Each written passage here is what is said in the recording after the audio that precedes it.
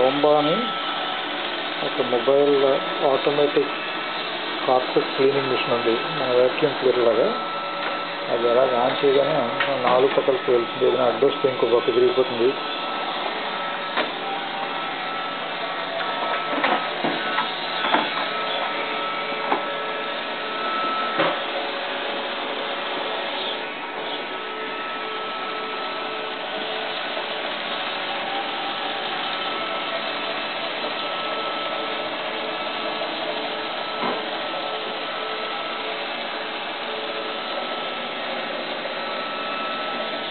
అలా కార్నర్స్లోకి, సోఫాల కిందకి అన్ని పక్కలకి వెళ్ళిపోతుంది. సోఫా ఎక్కేస్తుంది.